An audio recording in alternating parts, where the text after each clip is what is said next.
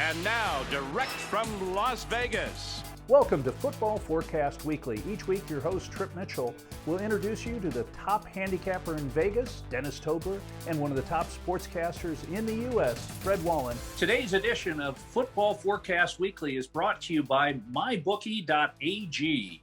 For the best in sports betting, go to mybookie.ag.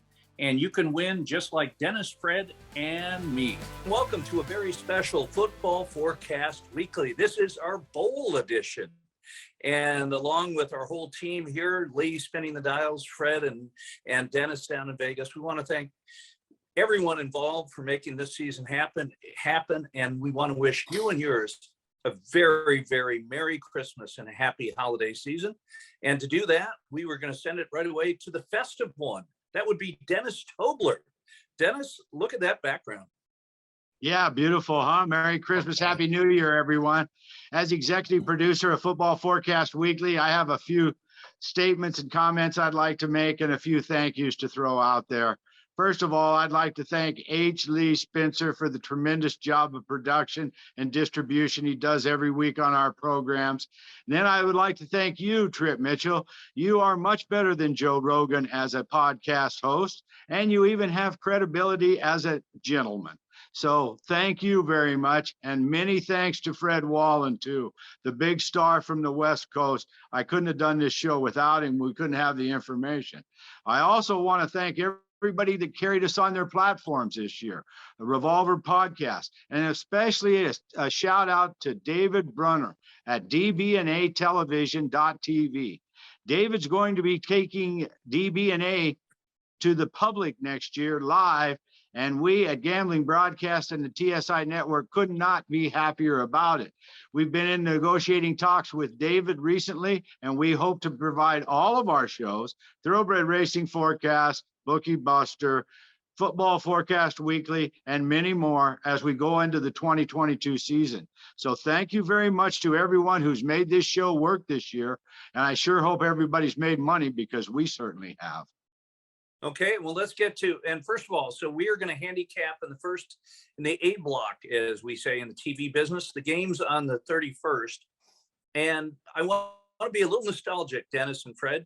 Do you remember in the old days when there were 4 bowl games that mattered on New Year's? Don't those seem like the good old days? Yeah, I kind of do. And it's kind of like getting back to the playoffs here. You know, you got the Final Four and then a championship. So we're getting a little bit back to that era. But yeah, I remember those days. And Fred? Now there's 43. So they don't mean as much because there's so many of them. It's just almost insane. I mean, I don't, obviously the Fiesta Bowl made it 5 or 6, when we were growing up, and that was fine. 43, there's only 130 schools playing Division I football. So basically it's almost 2 out of 3, like 65% of the teams make it. And now with the COVID, you got teams even under 500 who are going to be allowed in, as Texas A&M is bowed out and Rutgers is now in, I guess. So my point is the whole thing is insane. Thanks for doing the math for me, Fred, because I was trying to figure out with 43 bowl games times 2, how many teams that would be. And I was just about to get to that number, and you said 65%. So that means I don't have to do the math. I am so much happier with that. And Fred, do they have, are you up at the Arctic Bowl on location for us? What are you dressed like that? Well, it's freezing, and for Southern California, it's like 40 degrees, 45 degrees. But the point is, my wife, Sandy, and myself hate the heater. We both get sick if we turn the heater on. So we're not putting the heater on. And our little doggy doesn't care, Darcy, because, of course, he's got fur. We don't have fur. So we got to cover ourselves up here in Southern California. And it's pouring as we speak. And it's supposed to be pouring for the next 4 days. So let's get going. Okay. And by the way, we're at the beach for Christmas. We're at her parents' house in St. Louis, where it's going to be 70 tomorrow. And we have got flag football game scheduled for the afternoon and a little 2-on-2 basketball for noon tomorrow. So over New Year's, let's start out with Washington State, a team that has an insane year versus Miami. I've got Washington State +2 and 60.5. Dennis? Well, the line moved to -1, closer to bowl game time now, on Washington State. So we have a different favorite in this game. We're not going to get any information on COVID from these bowl games in time to make any decisions. So you're just going to have to play it by ear. I like the line move from Miami favored by 2 to Washington State favored by 1. I think Washington State's going to kill them in this game. They can pass the ball. The total's 59. So look for a lot of points to be scored. But I think Washington State will get the last score and win the game. Fred? I don't think it'll be that close, to tell you the truth. Miami's in there because they have the name Miami, not because they're a dominant team. Washington State, since the firing of Rolovich, or the quitting of Rolovich, the firing of Rolovich over the COVID scenario, and not taking the vaccination, I think he's played better. They're going to score points at will. And I think the over is a good play. And I think Washington State's a good play. So I think my parlay, the over 59, over the 59.5 to Washington State -1. I think you got to win. Okay, and let's go to the next one. And you know what's great, Fred, is when you have a bowl game with traditional football powerhouses involved. Our next game, or when you think college football, you think Central Michigan University, don't you? First thing that flashes is Central Michigan. Yeah, no question. It located in the same state with those rising powers, Michigan and Michigan State, but they're going up against Boise State, and I've got them getting 8 with a 55 total. Well, Boise State's going to win the game. They played better the second half of the season. It's not the normal Boise State club. Normal Boise State club will win 10, 11, or 12, but it's a team certainly good enough to beat Central Michigan. So you want to bet the money line, whatever the case might be, the Boise State Broncos will win this game. Dennis? Well, I think we ought to mention too where these games are played at, because sometimes that will make a difference. This one's the Arizona Bowl, played in Tempe, Arizona. So I figure that Boise will bring quite a crowd down to the game, and they usually are a good team that follows their home team. Hard for Central Michigan to get to Arizona in the middle of the winter, but maybe they will. I don't know. I like Boise State here. The line's 7 now. The line opened at 10.5 on Boise, so they were getting too much credit. As Fred stated, they have gotten credit all year for being a team that's not quite the caliber they have been in the past. And the 7.5 points in this game is just maybe too many. I mean, Central Michigan can play a little defense. Boise's not what they used to be. However, the total went from 53 to 55.5. And I might just mention right here and now, most all of these bowl games, except for the championship games, are probably going to go flying over the total. So we don't need to say too much about that, because there's not going to be much defense played. I'm going to take Central Michigan on a flyer in this one, take the 7.5.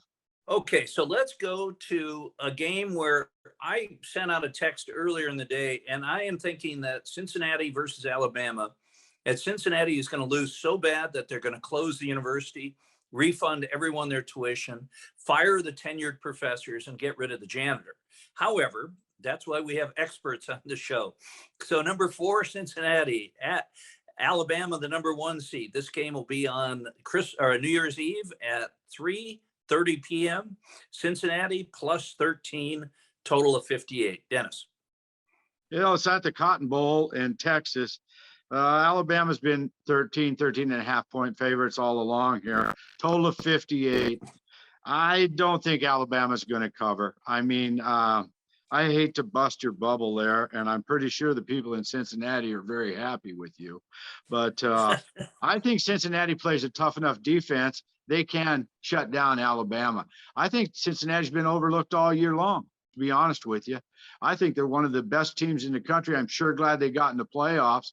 I wouldn't be surprised to see this be a close game down to the wire. I'm going to take Cincinnati plus the 13.5 here. Okay, and Fred? Well, Alabama had to be sky high in the victory over Georgia. They can't possibly be as high against Cincinnati, a team that they're supposed to win by 2 touchdowns. I agree with Dennis. I think I'll take the 2 touchdowns, take the Bearcats, and we'll see what goes. And again, if you take a look at Alabama's defense, okay, they played good defense against Georgia, no question. The week before, they gave up 35 points to Arkansas. It's not like Cincinnati can't score. They can. So I'll take the 2 touchdown, 13.5 anyways, and Cincinnati in this one. Okay, and let's take a look at the other semifinal game. This is at the Orange Bowl.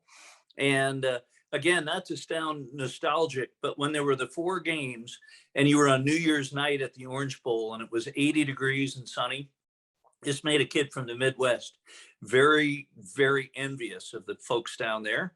And so we've got Georgia going against Michigan.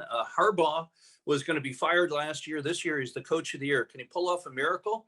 He's getting 9 and 44 and a hook the total. Fred? Okay. Michigan bested Ohio State, destroyed Iowa, should have beaten Michigan State every stat when the Wolverine side. However, I'm putting my hands up here. All my relatives are in Michigan, and 2/3 of them are Wolverines. The other third would be Spartans. Okay, I'm sorry. Georgia's going to win this game. Now, are they going to win by 9? I don't know, but they're going to win this game. Harbaugh, I think, has proven historically that he's not a great coach. He got it done this year, first time he's ever. You can't judge anything the best or the worst that you've played. Out of 9 times, the first time in 9 years that Michigan has beaten Ohio State. First time Harbaugh beat Ohio State.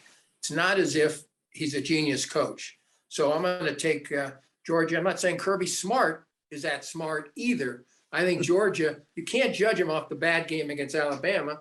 Judge him on the first 11. So I think Georgia's going to win. Will they cover that? 9's pretty heavy. But I think Georgia will win. 7.5, Fred. Down the to line's 7.5. down to 7.5 now. Well, then maybe I'll lean toward Georgia and the points. I mean, and giving up the 7.5. I think the Bulldogs will win this one. Okay, and Dennis, let me ask you a quick question. Fred obviously has tons of relatives in Michigan. 2/3 are Ann Arbor fans. 1/3 are fans of Michigan State. Does he have any Central Michigan fans who are family and friends from Mount Pleasant, Michigan? No, he's in North and South Michigan, not Central Michigan. Okay, he needs to get better family and friends, as far as I'm concerned. Okay, with the line down to 7, Dennis, what do you think? Back to the old nostalgic views. The Orange Bowl used to be the last bowl game of the season at night, and they had the parade and everything. Those were the days. I agree with you. Maybe we are getting old and showing our old, but for championship games to be in the midst of these other junky games is kind of crazy to me too. I like Georgia here. Michigan shot their wad, I think. They'll play tough. They'll play hard. It'll be a low-scoring game, and Georgia will come out on top. I look for it to be somewhere like 24-10. Okay, so we like 2 of you guys like Georgia in a repeat against Alabama for the national championship, and we'll talk about that a little bit later. In the meantime, we're going to take a short break, and again, want to thank the folks at MyBookie for making this show possible. And as Dennis said earlier, Lee Spencer doing a great job putting the show together each and every week. Thanks to Lee, obviously it's a lot of fun for all of us. It's our favorite hour of the week, and we'll be right back after this short break. Get the latest breaking news in the sports betting world. MyBookie monitors and releases information pertaining to online sportsbooks and professional football. The good as well as the bad. And speaking of holidays, the non-Grinch, Dennis Tobler, has a free giveaway of one of the best documentary movies you're ever going to see. Dennis, go ahead. Well, all year long, we've been promoting Now Place Your Bets, the history of sports betting in America. And now I'm going to give everybody an opportunity to see the show. Okay.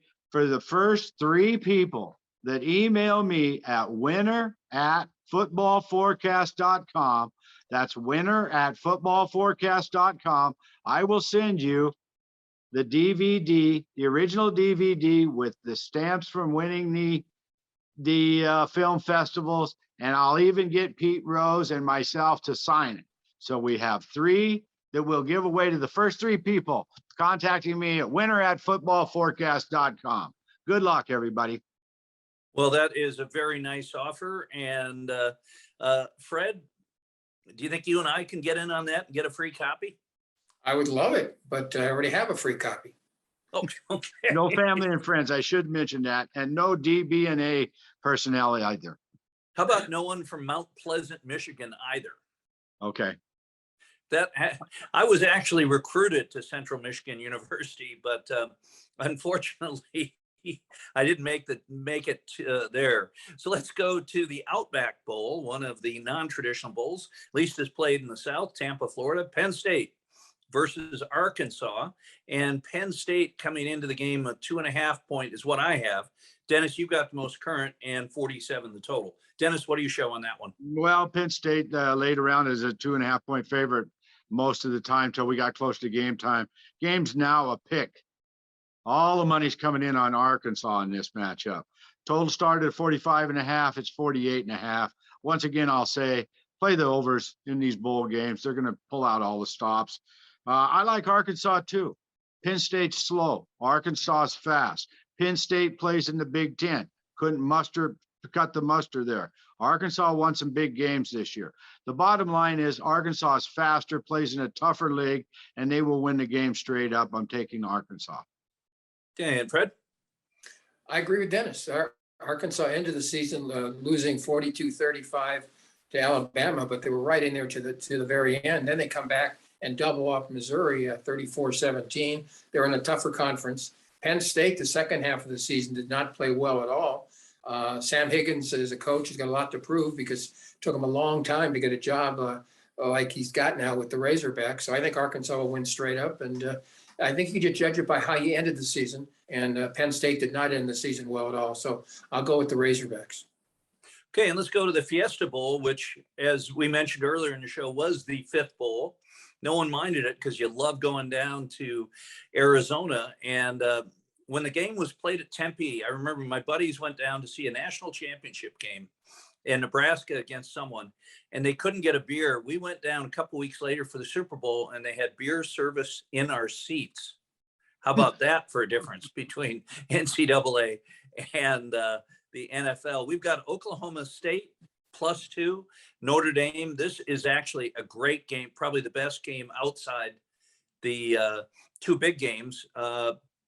Fred, what are your thoughts? And I'll add a thought here real quick. All right. First of all, as you know, I can't stand Brian Kelly. He's gone. That was my thought. A lot of the players are on my side. They can't stand or couldn't stand Brian Kelly. I got a hunch they're going to play very, very hard here to show up Brian Kelly, who's now at LSU, of course. So I think the Irish will prove too strong for Oklahoma State in this one. Okay, or Oklahoma State, also known as T-Boone State. T-Boone Pickens only gave them, I think, between 100 and 200 million, and it could be more than that. So, okay. And Dennis, all those ugly orange buildings down there too. Yeah, he was not IM pay. He was good at drilling and maybe sideways drilling. Who knows? Well, I think I might go against Fred's hunch on this game. I mean, the games we seem to be agreeing on, we have pretty good feeling on and seem to agree on. This one here is a toss-up. First, I'm going to say that. Notre Dame's a 1-point favorite. They opened at 2.5, dropped to 1. I like Oklahoma State here. I think they have a better team. They surprised me all year. And the last game of the year, they really surprised me. So I think Notre Dame may be a little deflated because they did not get to the playoffs and they did not get to keep their coach around. And I think things might be a little flux there at Notre Dame. So we're going to disagree on this one. I'm going to take Oklahoma State +1. All I know is that Notre Dame, under Kelly's coaching tenure, that would be a better word, when they got to the Final Four, they were horrible each and every time. So nice to see him gone because, it didn't do much for their program. They get to the top 4 and then lay an egg each and every time. Well, they used to have it mastered because they get NBC television coverage each and every week for not being in a conference. So they had it made for the last 20 years or more on this. Yep. And they've been able to recruit and they failed to enter any conference scheduling. And now with the way the championships are decided. You better have a conference championship playoff game, or you're not going to be able to win a national championship. That being said, Notre Dame does not recruit like it used to. They're just not that good a team. They're not a top 10 team, I don't believe. Yeah, and they do have a scheduling situation, kind of a hybrid with the ACC. But yeah, easy scheduling always. yeah, if you've got Navy on your schedule each year, that doesn't hurt. And let's go to the VRBO Citrus Bowl in Orlando. And we've got number 15, Iowa versus number 22, Kentucky. And Iowa getting 2.5, 44 the total. Dennis, what do you show as of right now? Well, Iowa opened a 1.5 favorite, and Kentucky quickly moved to 2-point favorite, and now they're favored by 3. And I have no idea why. I mean, I don't. I mean, Iowa has a tough defense, and they need to make a win here because they dropped the ball on their big playoff chances earlier this season. So they have to come back here. I can't believe Kentucky's favored. Okay, I can't, and I'm going to play Iowa on the money line if that tells anybody anything. The total here is irrelevant. It'll just be a slow down run game like Iowa always plays. But I don't think Kentucky's faster or stronger or has a better coach or anything in this situation or personnel. So I'm going to take Iowa. I think I'm getting a bargain at +3. I'll probably get +140 on the money line. Okay, and Fred. Dennis, where were you born? Nebraska. Oh, I thought it was Iowa. I thought that why you Same had difference. I thought you had this. That's why the slight lean toward the Hawkeyes. I have no strong opinion on this one way or the other. I will tell you this: Kentucky's made a bowl game now 2 years in a row, and so it's no longer just a basketball school. You got to give them credit for that, as you indicated. Iowa got creamed by Michigan 41-3 in the Big Ten championship game, so they're going to be. I mean, I don't know what they're going to be. Are they going to be up or are they going to be deflated? I don't know. So I'm going to pass on the game, but I'd like to say something here. Just like in Football Forecast Weekly, when we talk the National Football League, folks out there, Dennis is giving his opinion. I'm giving mine. Things could change because of COVID. And things could also change because another player could opt out because his agent told him, I don't think you should play because I think you'll get more money in the National Football League by passing on the bowl game. So when we do this show, we're doing it far in advance of when the kickoff begins. So just remember that as you're listening and viewing this show, because it's very important. If they lose a quarterback or they lose a tailback, the whole thing could turn around. Boy, yeah, I'm glad you mentioned that disclaimer. We needed to make that disclaimer probably at the beginning of the show too, because you're absolutely right on that, Fred. And we have no control over that. The viewers of the show can take it upon themselves to look at the last lines. If there's a difference, then you have to find out why. Well, and I'm still of a feeling that team, for players to opt out of a bowl game, even if it's a non-important bowl game, to me is just that would be a red flag if I was an NFL general manager. I really think it would me too. They're leaving their team behind. They're leaving their obligations behind. They're putting their team in a tough spot to make up for them. And these guys that drop out because they want to go play pro ball tells me maybe they just want their first signing bonus and that's it. Yeah, I don't, it's a red flag. Fred, how do you feel about it? I think the first one I remember is Christian McCaffrey at Stanford. He opted out after the regular season. I was disappointed in that, but it's no different than a coach opting out. I mean, it's the same thing. You can't stop them. In both cases, they're forgetting the teammates. The coach's case all year long, he's been saying, think of team, team, team, team, team. Don't think of yourself. And then he jumps to LSU or somewhere else. So the bottom line is coaches do it, players do it. Dollar signs, dollar signs, dollar signs. And then that's what we're talking about in 2021. And it's too bad, but that's what it has become. And the other night, I opted to play, even though I've been on injured reserve due to a double hernia surgery. I went out and skated the other night, and with 30 seconds gone in the game, the other team took a slap shot. It went off my stick and scored, and we were down 1-0, and my team wanted me to opt out. But There it is. it's just being part of the team, you should do it. So let's go to the Rose Bowl. They used to say it was the granddaddy of them all back in the 20s and 30s. We've got a game, Ohio State coming in number 6 and number 11, Utah. Ohio State minus 6.5, 66 the total. Fred, you're the dean of the West Coast. Is Utah a good representative of the Pac-12? Well, yay and nay. The Pac-12 stinks. Okay. Washington State will win its bowl game, but Utah ended the season better than the 11th or 12th team in America.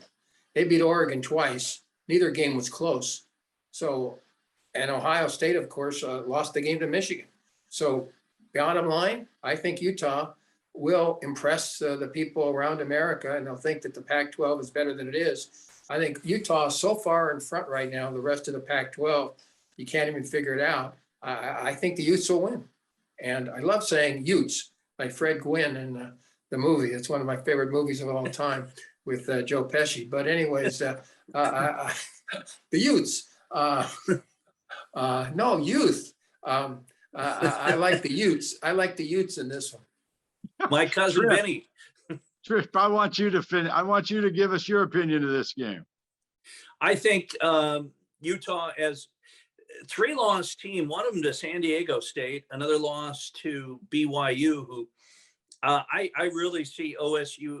I think the Pac-12 is so down this year. Utah always does a good job. Kyle Whittingham is a great coach, does very well with Polynesian players, island players, but I see Ohio State in this one going away. Dennis? Okay. Well, I'm gonna side with Tripp on this one.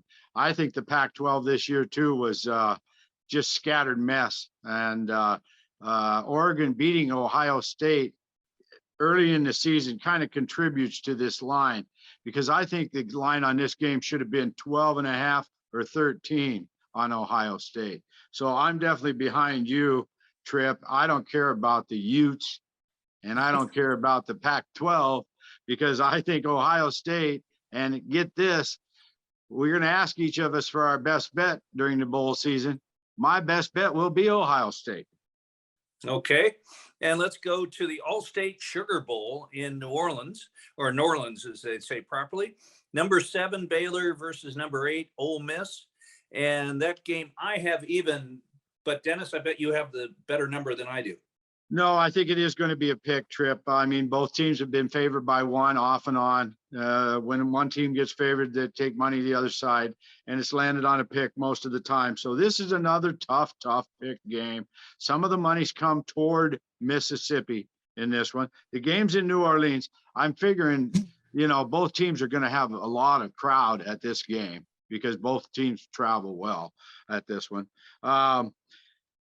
I hesitate to make a play on this. I just think that Baylor might be bigger, might be better, because I think they're faster. Ole Miss, they played pretty well this year, but they lost a couple of games that I thought they should have won. I'm going to take Baylor here. In these kind of games, I like the teams that can get out on the edge, can score the points, and are faster than the other teams. The big, slow teams usually don't do well in bowl games. I'm going to take Baylor hesitantly here, and I'll listen close to what Fred says. I don't have a strong opinion one way or the other. I will say this: Lane Kiffin can coach. He might not be a great human being, but he can coach. No, I followed him pretty closely from USC onward. He's not a great guy. He's said things and done things that make you wonder, but he's a real good coach. And so I have to pass. Dennis made a very valid point. Baylor obviously is probably bigger and maybe faster, although Mississippi's better than you think.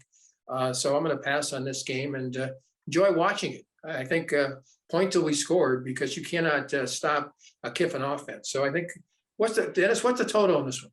Total's 55. It's been sitting at 55. That's I pretty think low. I think it'll go over too. I think they'll get to 60. Yeah, it might go over, because Kiffin's hard to stop, and I don't think Mississippi can stop Baylor. So it may go in the 60s or 70s. And what do you think the odds are, guys, that Urban Meyer will be coaching in the SEC after next season? Boy, I'm not going to give you odds on that. Urban Meyer's got a lot of things to clean up before somebody hires him.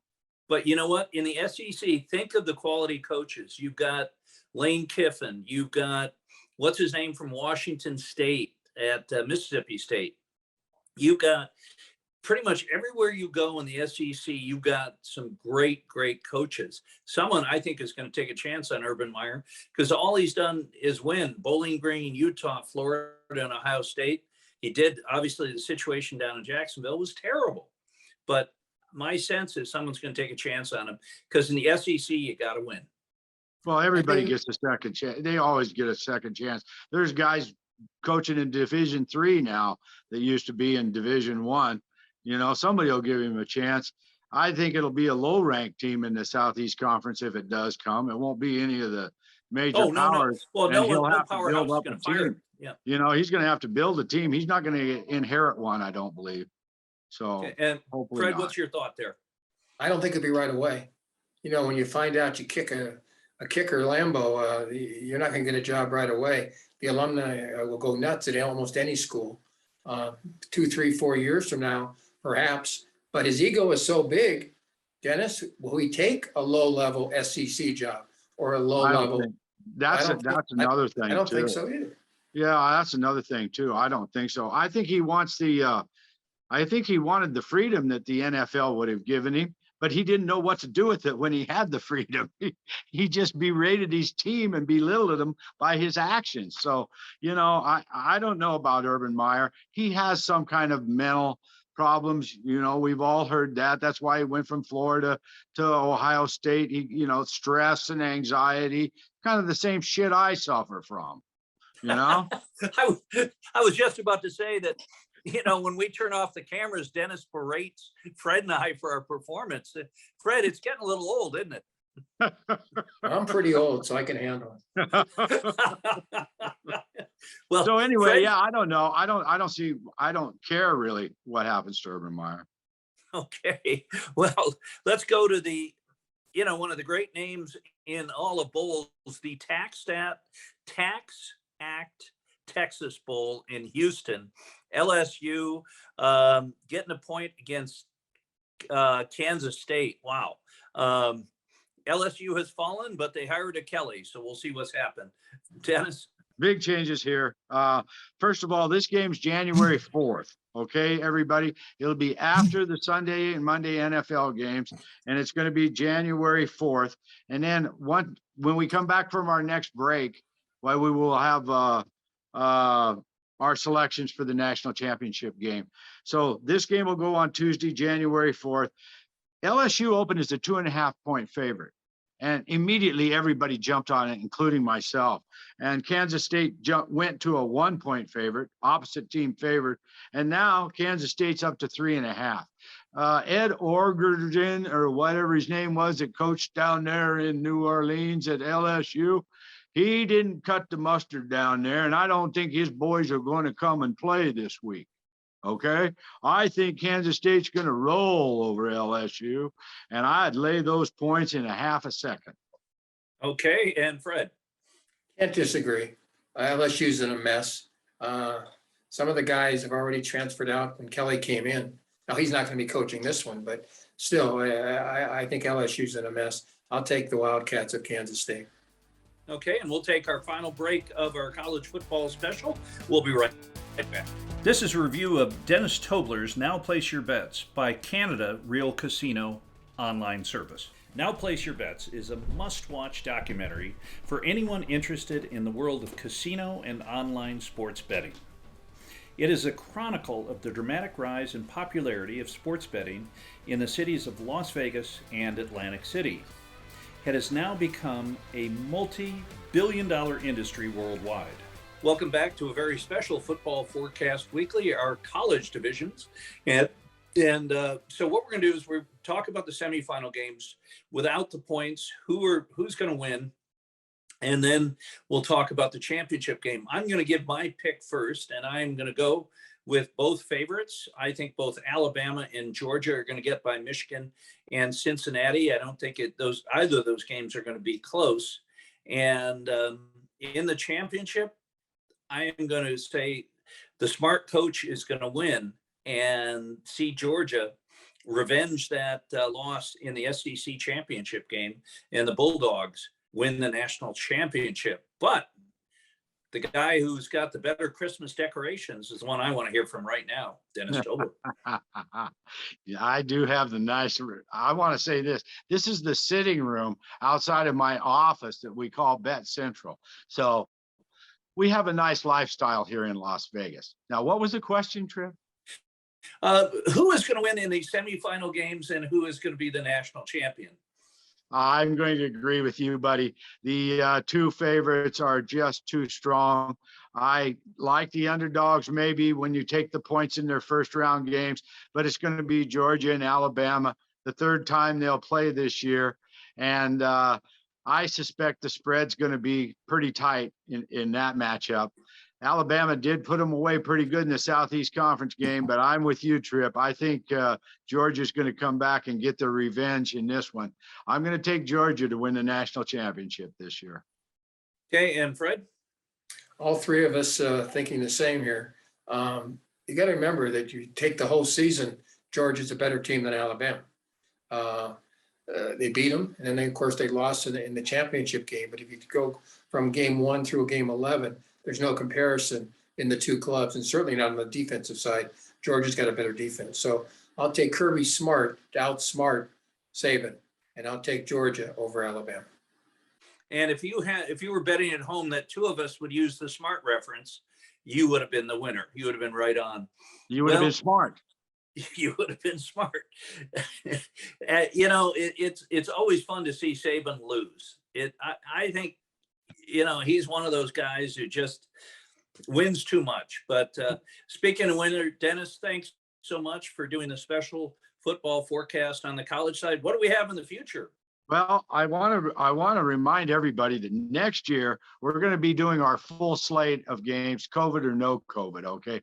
Full slate of TSI network television shows involving gambling. And we will start, as we normally do, early in April with our Thoroughbred Racing Forecast series again. We hope to have Mark Klein on board, and hopefully we can get some input from Fred Wallen this year on our football shows, our Thoroughbred Forecast shows. I have my little toy here to announce it, but I want to make it work so it sounds good. Okay? This is what is coming next year. Thoroughbred Racing Forecast. Hey, Fred, I think our raise was just spent on special effects. Well, Dennis tried that hard. That costs though. money, buddy. That costs money there. Next year, we're going to be on DBNA television live all over the country with Thoroughbred Racing Forecast, Bookie Buster, Football Forecast Weekly. I want everybody to watch DBNA at 10 p.m. Thursday, Friday, Saturday, each week to see our shows. If you see these gambling shows, you're going to make money doing it. So make sure you tune in each 10 p.m. Thursday, Friday, and Saturday nights for the gambling broadcast portion of the DBNA television network. And in this 2022, I look for us to have maybe 30 TV shows during the course of the year, Trip. So maybe next year we can all make a little money. Okay. Well, if you've been covering our picks, then you have been throughout the year. Want to thank everyone involved. Are we going to do anything for the Super Bowl, Dennis? That's the question. Yes, we will have our Super Bowl special coming up at the end of January. And let me add one quick point here. The reason we're not going to do the last 2 weeks of the NFL football is because there's going to be change of dates, which eliminates your wager. There's going to be point spread changes. There's going to be opt-outs, and there may even be forfeits the final week of the year. So if you're playing the NFL, you better look towards the bowl games if you want some accurate information, because I think the bowl games will play out according to Hoyle. Okay. That's my best advice. Okay, we want to thank everyone involved, especially Lee Spencer for making it happen. For Dennis Tobler and Fred Wallen, I'm Trip Mitchell saying thanks for watching, and we'll see you for the Super Bowl. Goodbye, everyone. Thank you for listening to Football Forecast Weekly, an affiliate of TSI Network.